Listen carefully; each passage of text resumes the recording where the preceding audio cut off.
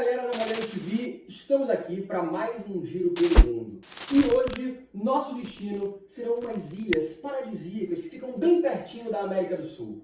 As Ilhas Falkland, ou as Ilhas Malvinas. Eu não sei se você sabe muito bem o nível de treta que rolou por conta dessas ilhas. Inclusive, no nosso vídeo sobre o Maradona, algumas pessoas pediram para a gente fazer um vídeo explicando melhor essa situação. Pois bem, esse dia chegou. Vai, Rafa! Manda a vinheta!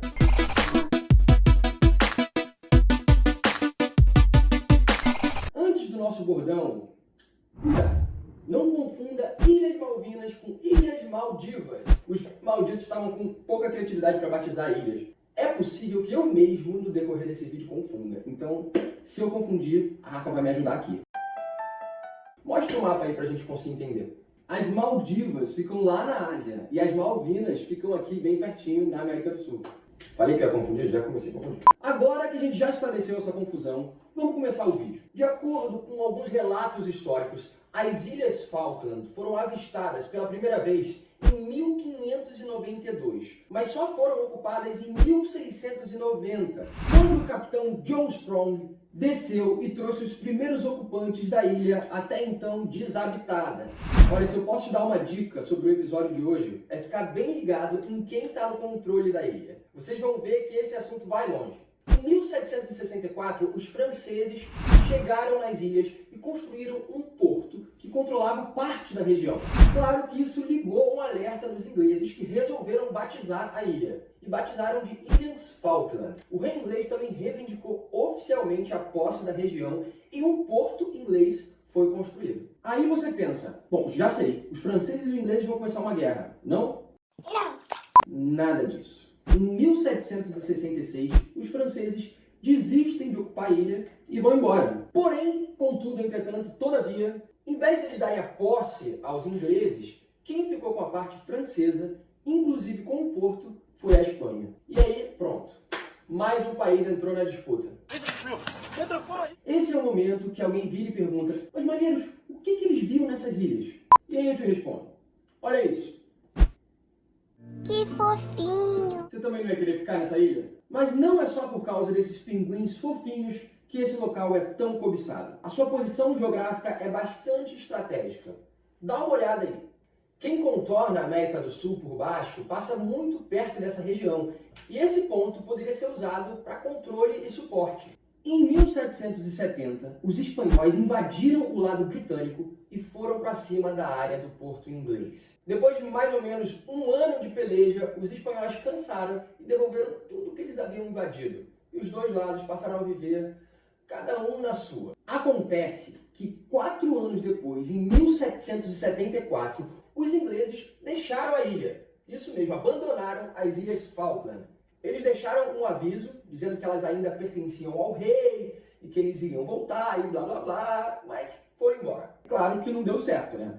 É tipo o gringo que deixa o telefone na areia para dar um mergulho em Copacabana. Quando tudo se encaminhava para um fácil domínio espanhol, as invasões napoleônicas na Europa deixaram o mundo caótico no velho continente e a Espanha também decidiu abandonar a ilha. O imperialismo era tão violento que os caras nem sabiam exatamente para que queriam, mas queriam. Eu quero. Nem sei para que eu quero essa ilha, mas eu quero. É que isso não é coisa de pinguim. Depois disso, as ilhas viraram basicamente uma área de pescadores, paradas de embarcações e pequenas terras que criavam animais. Uma terra que ninguém parecia querer. Em 1831, os Estados Unidos vieram até as Ilhas Falkland para atacar um porto espanhol e recuperar 3 navios americanos que estavam presos ali. Mas aí, como eles já estavam aqui, para não perder a viagem, além de recuperar as suas embarcações, os americanos determinaram que as Ilhas Falkland eram livres e autônomas, mesmo sem ter um governo local. Foi nessa hora que a oportunidade apareceu para um novo grupo. Os nossos hermanos argentinos, já que as ilhas tinham sido libertas mesmo, ninguém estava ali dominando, nossos vizinhos desembarcaram lá em 1832 para tomar posse. Mas, adivinha, eu não falei que ia ser complicado? No ano seguinte, eles foram expulsos pelos britânicos, que voltaram e decidiram recuperar e exigir as suas terras de volta. Aí sim que começou a grande treta das Ilhas Malvinas, ou Falkland. É óbvio que os argentinos não gostaram de ser expulsos da região. Mais tarde, eles ainda viram as ilhas virarem oficialmente uma colônia inglesa, em 1840. E como parte da coroa britânica, a região começou a receber recursos e colônios britânicos de maneira oficial. Os argentinos continuaram tentando obter controle das Ilhas Malvinas, por meio da diplomacia, é claro, porque eles não são loucos. Tu é louca?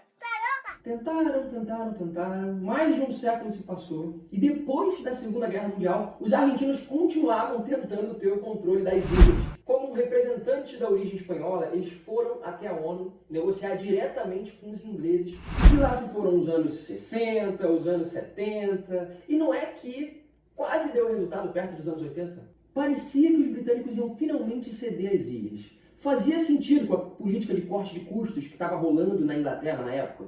Um certo otimismo estava rolando, até que a líder inglesa, Margaret Thatcher, a Dama de Ferro, não aceitou o acordo e encerrou as negociações no ano de 1981. Um parêntese aqui, se você quiser conhecer um pouquinho mais sobre a personalidade da Margaret Thatcher, eu indico o filme A Dama de Ferro, onde ela é vivida pela brilhante Meryl Streep, uma atuação excelente que rendeu um Oscar, e a gente consegue entender ali o que era aquela mulher tão dura e por que ela era chamada de a Dama de Ferro. Voltando para o nosso vídeo. Essa atitude da rainha não caiu nada bem para os argentinos, que tiveram que se reorganizar. Desde 1976, uma junta militar tinha assumido a Argentina na forma de uma ditadura. O país passava por uma crise econômica muito grave e o número de prisões de civis que eram contra o regime só aumentava. E, é claro, as perseguições políticas de opositores também. Com tudo isso, a população argentina estava muito insatisfeita com o governo. Uma estratégia criada para melhorar as coisas na Argentina foi a ideia de invadir as Ilhas Falkland. Olha a ideia dos caras. Você é maluco, é? Ou você é idiota? Como os britânicos estavam ali quase cedendo as ilhas, era bem possível que eles não quisessem se desgastar numa guerra para mantê-las. Sendo assim, uma invasão argentina na região, além de dar posse das ilhas, aumentaria o orgulho nacional e aquele sentimento nacionalista, aliviando a situação tensa que o país vivia. Eita, errou feio, errou rude. A verdade é que, ao mesmo tempo, no Reino Unido, as coisas não estavam nada fáceis. Só que uma guerra seria a cortina de fumaça perfeita para tirar o foco dos cidadãos da crise política interna. E aí, a guerra caiu como uma luva. Em abril de 1982, os argentinos começaram a invasão, não somente das Malvinas, mas também nas ilhas da Geórgia do Sul e Sandwich do Sul. O número de soldados argentinos girava na casa dos 600, enquanto os britânicos deveriam ter mais ou menos 100 soldados. Isso porque alguns eram civis, voluntários, ou seja, vitória fácil para a Argentina, que dominou rapidamente a região. Mas, porém, contudo, tentando falar, a resposta britânica foi bem efetiva. Eles enviaram navios, porta-aviões, navios de guerra e submarinos nucleares. Por um mês, a guerra foi entre aviões e navios de guerra, um lado bombardeando o outro. E o medo terrível dessa guerra chegar em território argentino começou a crescer. Mas, na verdade, nesse primeiro momento, os britânicos só recuperaram a Geórgia do Sul. No dia 21 de maio de 1982, a coisa ficou mais séria. Os ataques passaram a ser por terra. Os britânicos invadiram para reconquistar as suas ilhas e conseguiram muito rápido.